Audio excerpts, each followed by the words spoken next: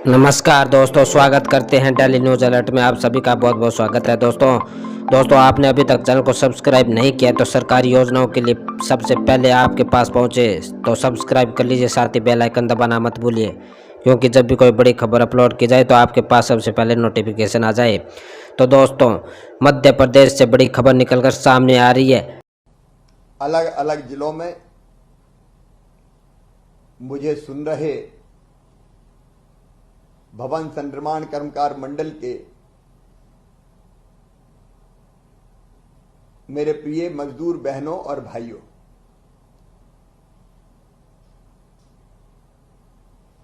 आज आपके खाते में 112 करोड़ रुपए से ज्यादा की राशि डाली गई है, एक एक हजार रुपया करके। आप जानते हैं कि कोरोना की महामारी ने एक बार फिर हमारे प्रदेश को जकड़ा, हमारे देश को जकड़ा। और कोरोना की महामारी अगर नियंत्रित करना है, कंट्रोल करना है, ठीक करना है, तो उपाय एक ही है कि हम सामाजिक दूरी बनाएं, शारीरिक दूरी बनाएं। भीड़ भाड़, कार्यक्रम, आना जाना, मिलना बैठना, शादी विवाह, इससे कोरोना बढ़ता है इसलिए कि एक से दूसरे को फैलता है। अगर एक व्यक्ति को कोरोना है, कोरोना वायरस है उसके शरीर में, तो खांसेगा, छींकेगा या हाथ में लगा, कहीं हाथ रखेगा, बाद में आप वहां हाथ रख दो तो आपके हाथ में लग जाएगा, और आपने हाथ नाक पे या मुंह पे ले गए तो आपको भी कोरोना हो गया। इसलिए इस बीमारी को अगर कंट्रोल करना है तो एक ही उपाय है कि हम अपने घरों में रहें, भीड़ वाले कार्यक्रम ना करें,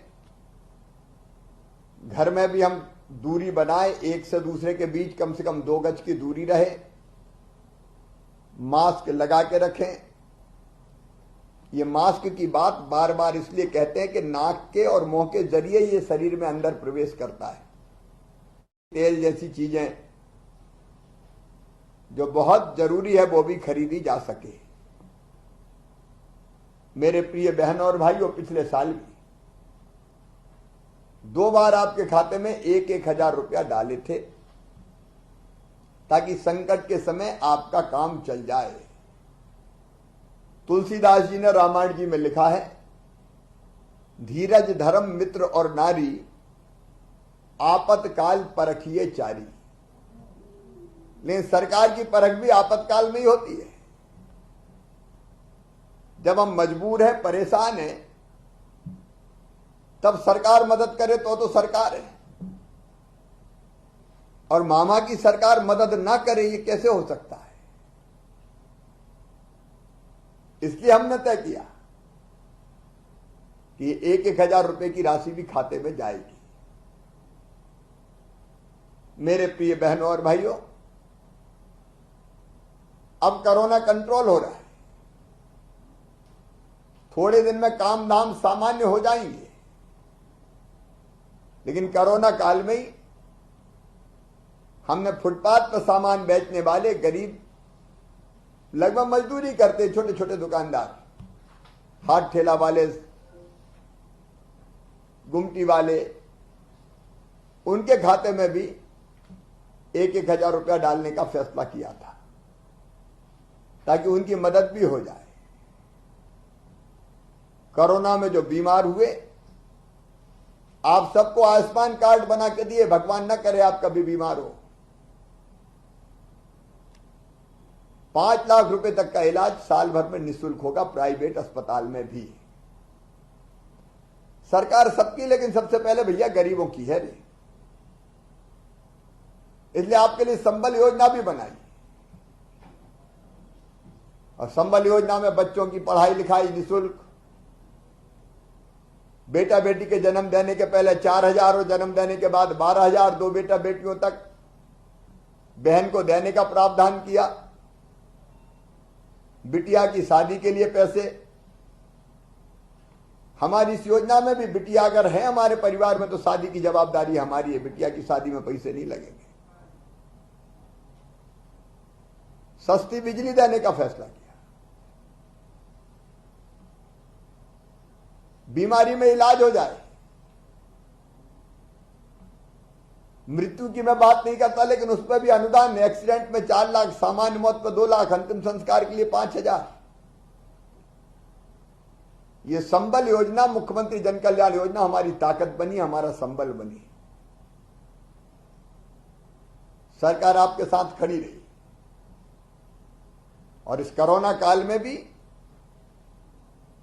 अगर गरीब भाई बहन बीमार हुए तो आयुष्मान मुख्यमंत्री कोविड उपचार योजना के अंतर्गत प्राइवेट अस्पताल में भी हमने निःशुल्क इलाज करने का फैसला किया। भगवान ना करे, लेकिन कुछ परिवार ऐसे थे जहां बच्चे अनाथ हो गए।